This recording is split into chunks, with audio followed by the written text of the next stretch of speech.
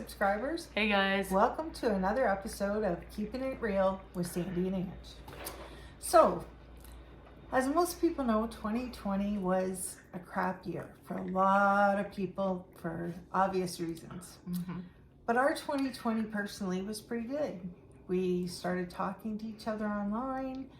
You made a few trips from Winnipeg to Ontario. Yeah. Had lots of fun. Until you moved in October of 2020. Right. We had our first Christmas together. It was really nice. We did a lot of baking, had a lot of laughs. I sure did. So 2020 wasn't bad. And then 2021 hit. Yeah. And you can take over because there's lots that happened to poor Ange in 2021. Well, the most serious thing, basically almost died. However, at the time, I thought I had constipation. I'm not kidding. I have a high pain tolerance because of not because of fibromyalgia, but I do have a high pain tolerance.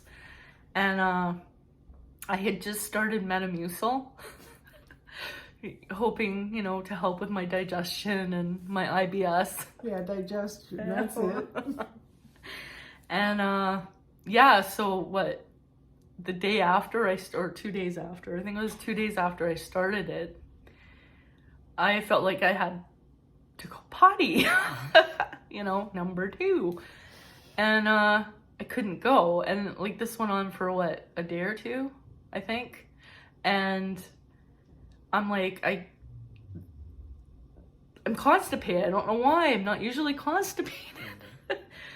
So I had a haircut this one morning, and we're going downstairs in the elevator, and I all of a sudden felt I thought I was gonna pass out. I had so much pain. I felt so nauseous. You were sweating. I had the cold sweats and everything.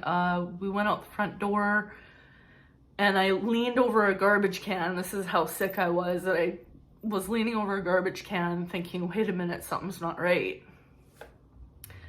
I was kind of scared. Get our hair done, just the same. I was kind of scared at the time, but it passed, and I'm like, yeah, I'll go get my hair done. So we went to get our hair done, and after the haircut, we both got our hair done, Sandy said, you don't look good, you don't look right. I look pale, didn't I, or something? Yeah, you just... And she says, I'm taking you to emergency. You're getting checked out. And of course I'm like, no, I'll be okay. And she's, no, I'm taking you.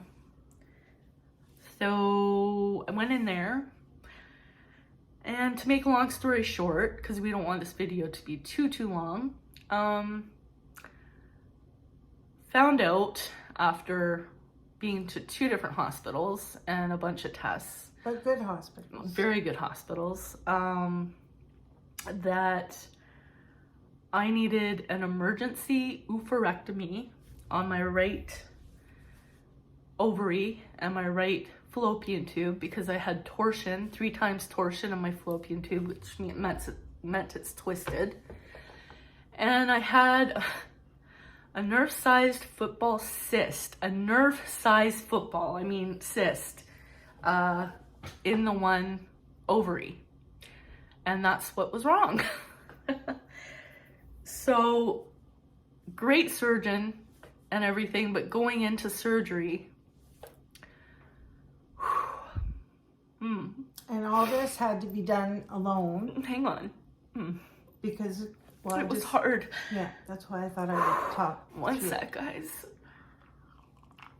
All of it had to be done alone. It was just because fast. of COVID. And yeah, I couldn't have anyone there, of course, and we all know so many people have suffered through COVID because they're alone with stuff. Anyway, I was told going into surgery, he said, I have to be real with you and honest with you. There is a chance you could go septic during surgery and not make it. So he wanted me to call everyone just in case. And then he said, if you get through the surgery without going septic, he said there's a high chance you could go septic afterwards and possibly not make it. But he said, I'm a good surgeon, trust me, let's do this. And yeah, I called upon all my guardian angels outside the operating room and really thought I wasn't gonna make it. I don't know, it was really scary. But I was praying I would. So I'm here, I made it. So that's a really, really good thing. Yes, very much so. Yeah. And of course, I couldn't go in with her, and even when she was at the hospital here, I actually sat in the car in the, what's it called? Oh my gosh. Parking lot? Thank you. Fibro flare. I sat in the car in the parking lot for 6 hours because I knew she was in there and I couldn't get to her, and even when she was in the hospital, when she went to the next town or city over to have her surgery and everything, they told her that I could go up. So I went there, and I got there and they told me I couldn't see her. Yeah, that didn't go over well at all. No. They ended up having to call the supervisor and blah, blah, blah, because I didn't handle that part well at all. No.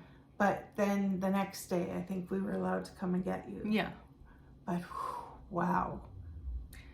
I can't believe she went through all that herself. Like, I knew she was strong, and I call her my little toughie all the time. I didn't know she was that strong. Like, to go through that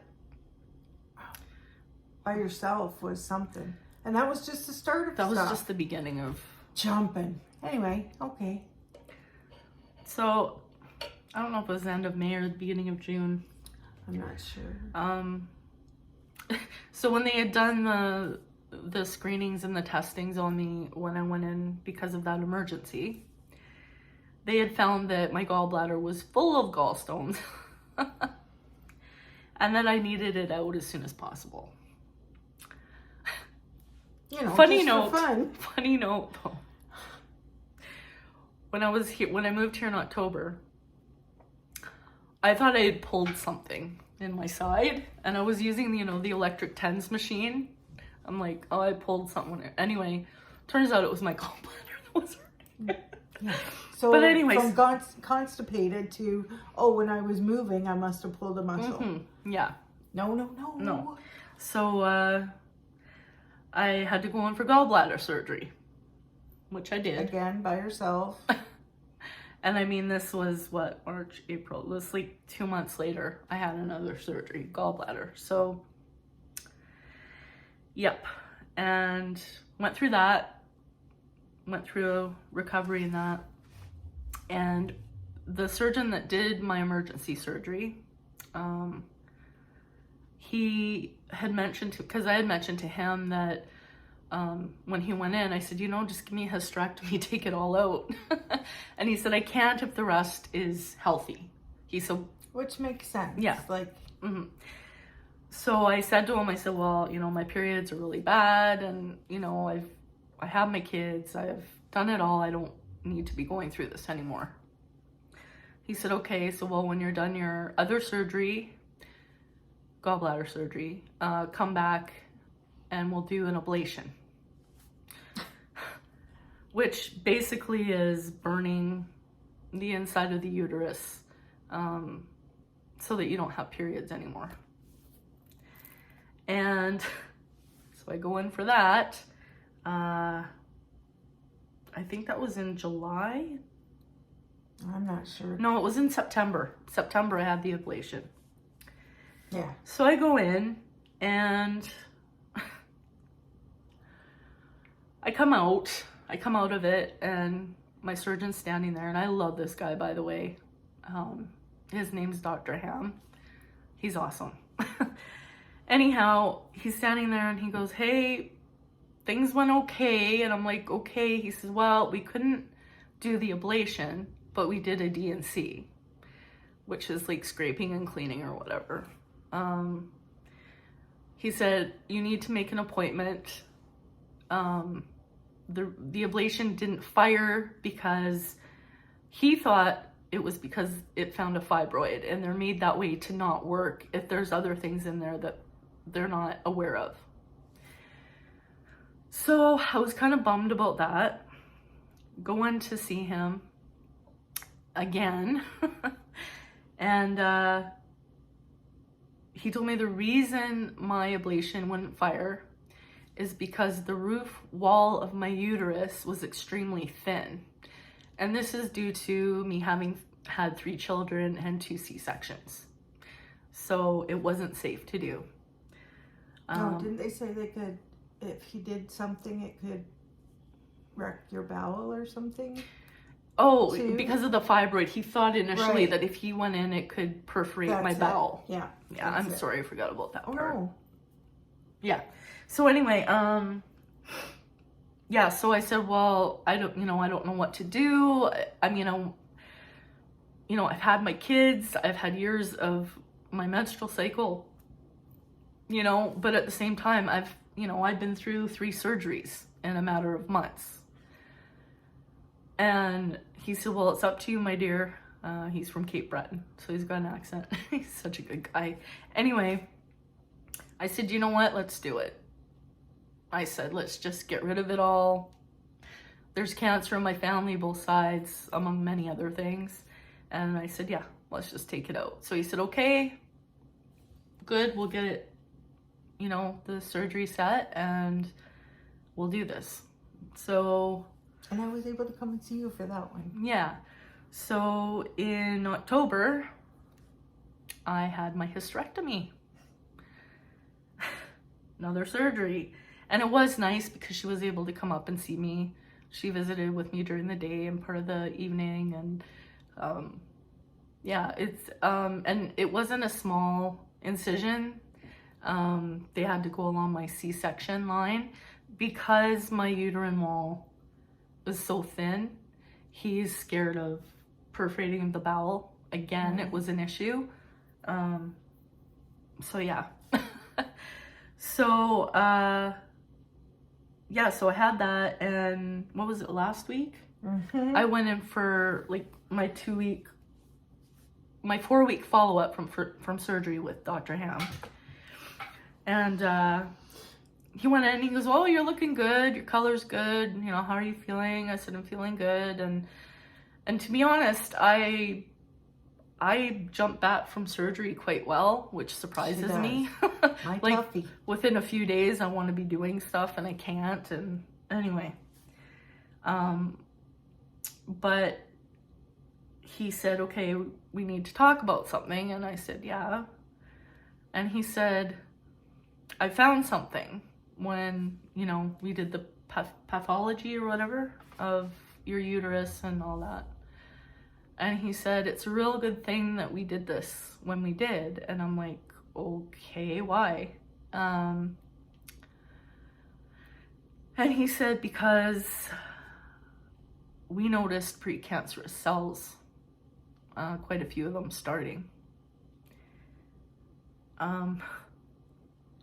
So he said, basically, if I had not done the hysterectomy, within the next year, I would be dealing with full-on cancer.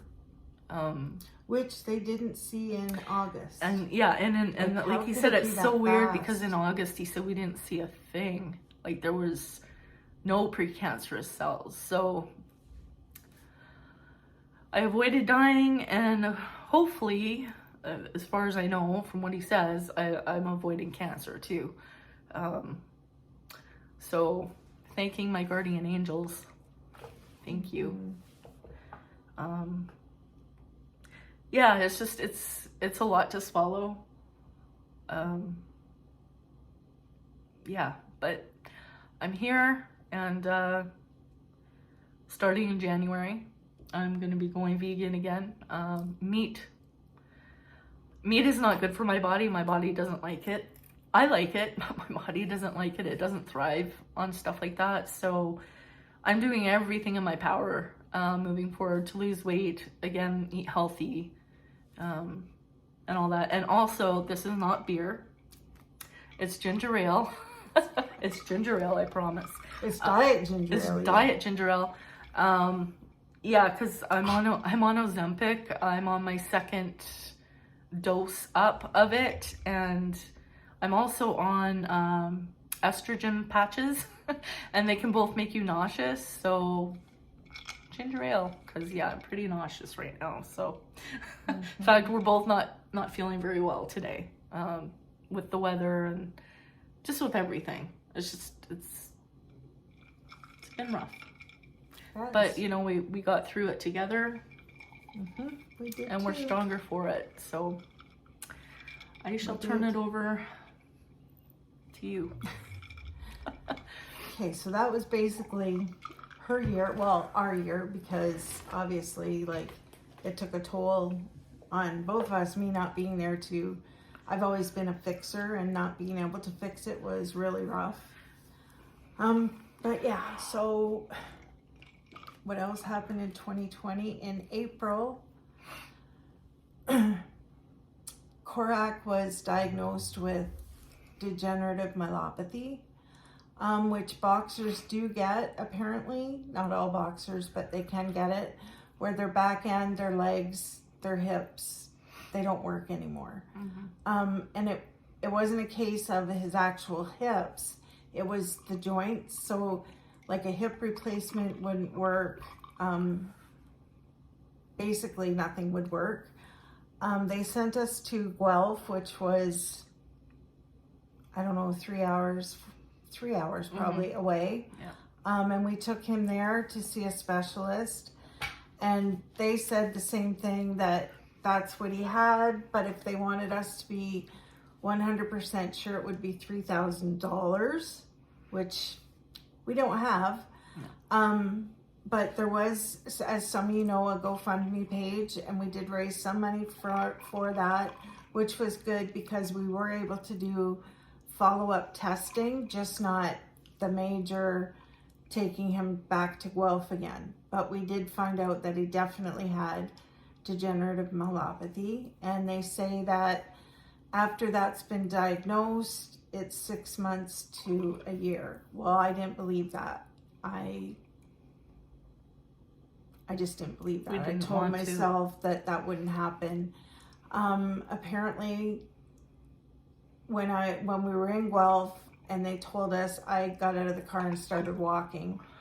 And you know, I'm a fat girl, I don't walk, but she even had a hard time keeping I couldn't keep up with her. I was just like, she was gone. I had to get away. Like, yeah. I do this sometimes. But anyway, so he wasn't too bad at first. He had to be picked up. When Ange wasn't having surgeries, she was able to pick him up and put him on the couch. I'm not strong enough to pick him up. 80-pound dog. Yeah. But then of course with surgery, so he has a big round bed and he was laying on it.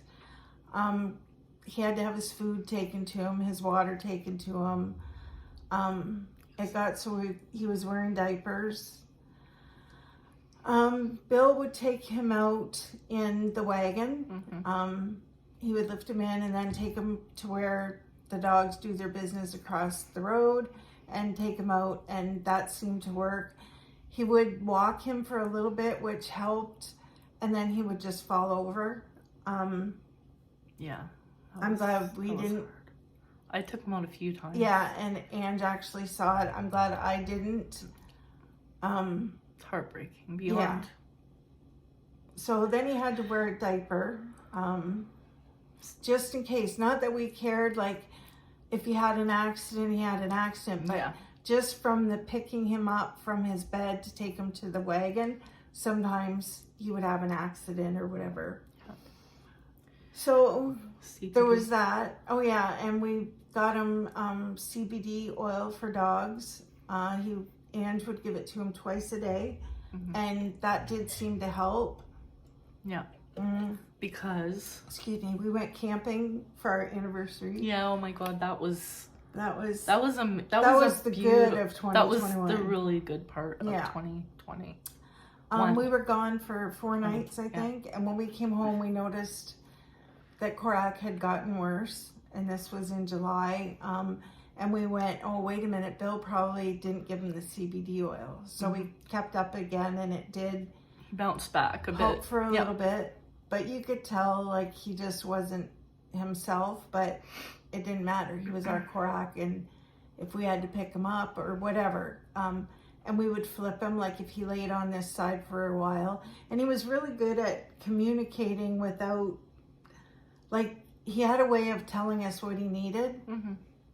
So there was that. So we were dealing with that, and then in June. Yeah, June. Yeah. My sister was taken to the hospital. I found out through Facebook, only because my brother and I hadn't spoken for almost 11 years due to due to misunderstanding, I guess, of when my mom passed away. And it was really bad. And he was sending Ange emails that were... Not nice. No, not nice at all. Not but I nice. thought, you know what? The past is the past. Smarten up. So anyway, Ange and I were in Sarnia. We go there quite a bit. There's a place to walk along the water. The Blue Water Bridge. Anyway, it's beautiful there, and we were going for a walk, and Ange got the phone call from my brother, or a text message, I can't remember. I think it was a text. Oh, and while she was in the hospital, my brother's from Vancouver, by the way, so he was in Vancouver. I was here, which is 2 hours tops to get to where my sister lives, and was in the hospital. And my brother decided to tell the hospital not to let me see my sister or go up. So on June 20th, Ange got the text message that my sister had passed away. And so again, I started walking. And I had just met her the once, thank goodness. Yeah, just before that, I hadn't seen her for a while either.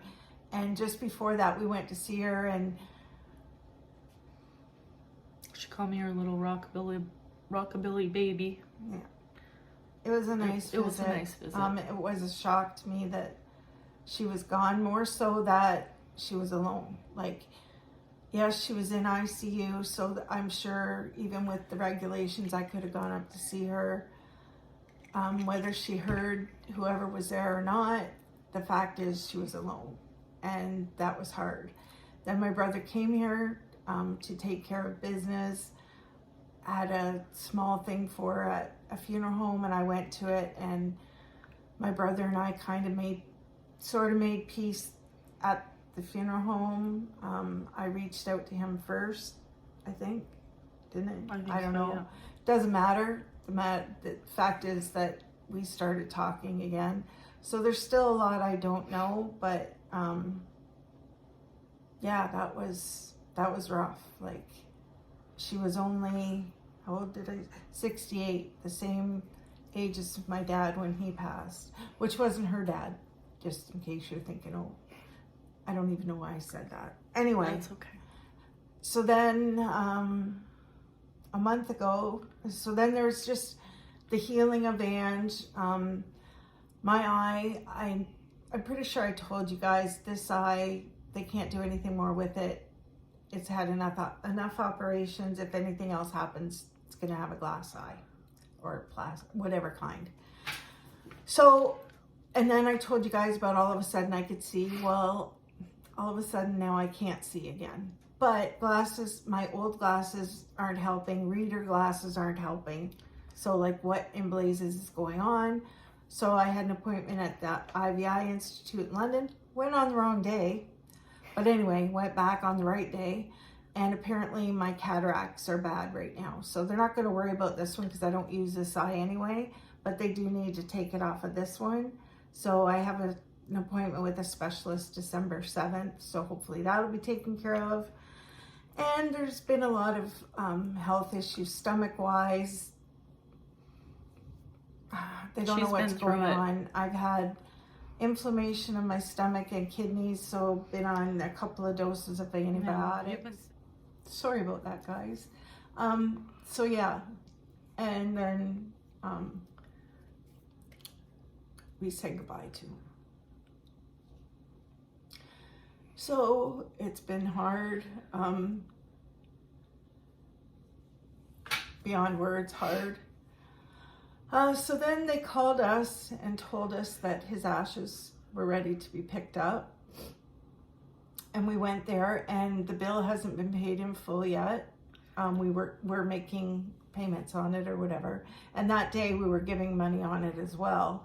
And some lady came out and she was so rude about it. Oh. Like, she was so nasty with Bill. I don't swear that much, but when I do, it's because I'm really mad. And he said, they're not letting us have Korak. And I'm like, are you effing kidding me? And I was like, Yeah, that's oh my dog. my gosh. Yeah. Like, I was getting Korak no matter what. I needed him home. Mm-hmm. I needed him home, and I wasn't leaving without Korak. So Ange had to hold me back because Yeah. I didn't care if they would have called the cops. At this point, I wouldn't have cared. I was that upset. There was a chair outside, and I pictured throwing the chair through the door because I was not leaving without Korak. And I mean, I'm strong. She is very strong. I had a hard time holding her back. Like, I wanted my dog. I needed my dog.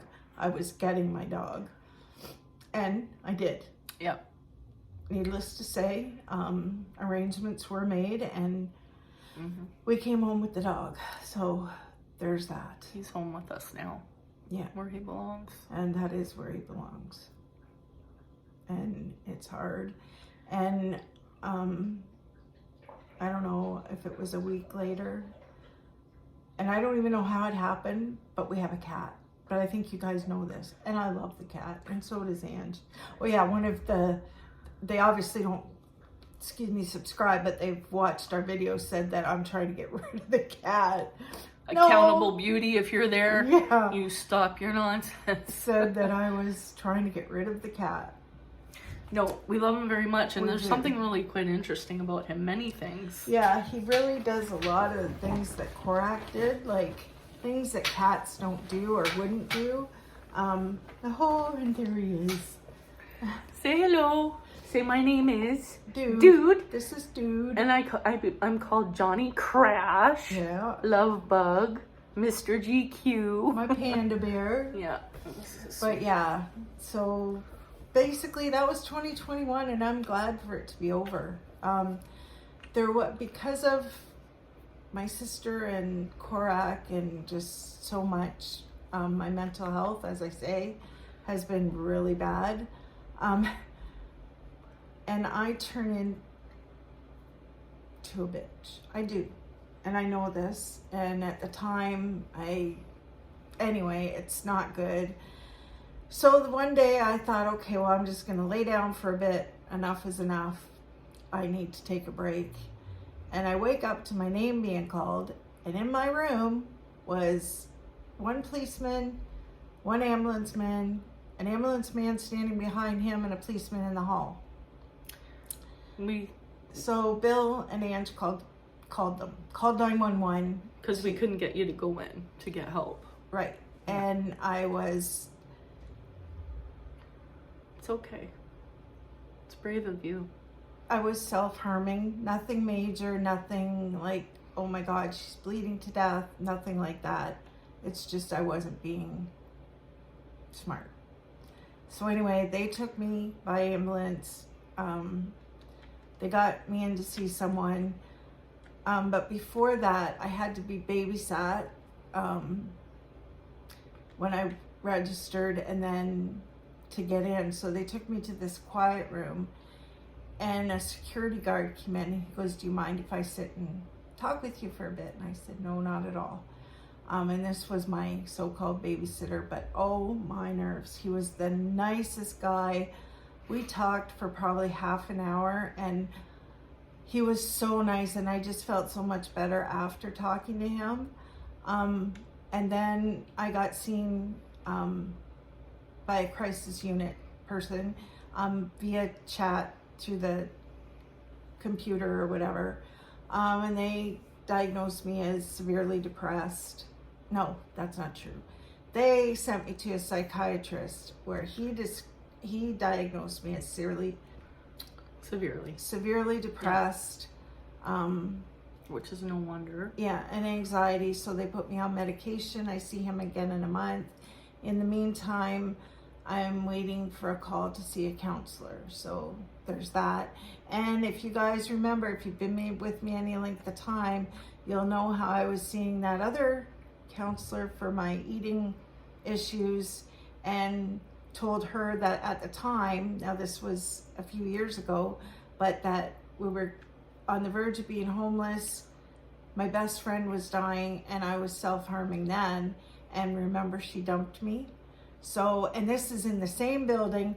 In fact, when he came to get me to take me down to his room, it was the very next room. So I did tell them what happened. I didn't tell them who, but I said it's going to be extremely hard for me to open up now because what if this happens again? But anyway, he assured me he won't. So we're hoping to end this year with a bang, on a positive note. Mm-hmm. Things have got to get better because they sure as hell can't get worse at this point.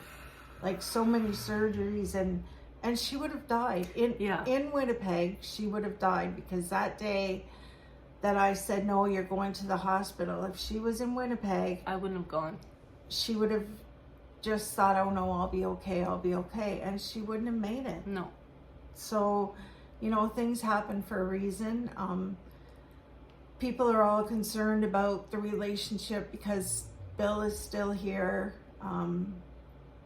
We're a big family, and we love each other, support each other. But the romantic part is between Sandy and I. Right. Not the three of us. We're not a throuple. No, and I'm not with Bill that way. I'm and with Bill's Ange, not sad. Bill's like a big brother to me. Yeah, and it's family, and we've been getting through these things because we have each other, and Bill's not going anywhere, we're not going anywhere. Korak, unfortunately, is not part of the family anymore, but Dude is. I want to say a thank you to Deb. She made us this. Isn't that beautiful? Like, that is so beautiful. And that was such a good picture. That's when we took him to the boat races. But anyway, we've probably yapped enough, and that has been our year. A few people have asked if this is going to be a reaction channel. It's not. We just happen to say what we felt at the time. Yep. We feel different now, but we're not. We're so over. It is what it is, and yeah, we're not bothered to do another video. But this is our content, and today was a bit down, like a lower, not a. Yeah, we do have upbeat things coming, and maybe some recipes or, some fun stuff. Right, and we want to, we might do a Q&A like you had mentioned. Yeah, any questions you guys have, feel free to ask. We're pretty open, and we'll answer whatever you want to ask us. Mm-hmm. We won't answer it right then. We'll do it in a video, but ask us anything. Like, put the questions below, or we may put it in a community post that you can post your questions there. It might be easier for us. And we also hope to do a live soon. We're not sure when, but we will post it on the community post when we decide to. Right. Because we want to say hi to you guys and chat with you guys and get to know you all and have you get to know us. Because normally, we love to do fun things. Yeah, we're normally not. Share our knowledge about fibromyalgia, weight loss, things like that, and recipes, hauls, product reviews, whatever. Maybe even mukbangs, but I can't. Yeah, we're thinking about doing mukbangs once in a while. I just don't know if I can eat in front of people. But I totally can. I think I could do the corn.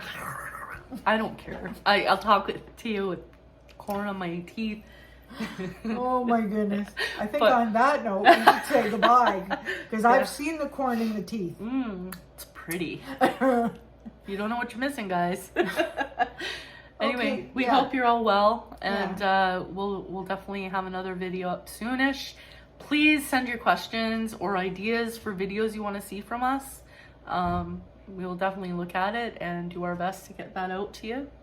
Yeah, we'll talk to you real soon. Love yous all. Love Bye ya. for now. Bye. I don't know how much value I have in this universe.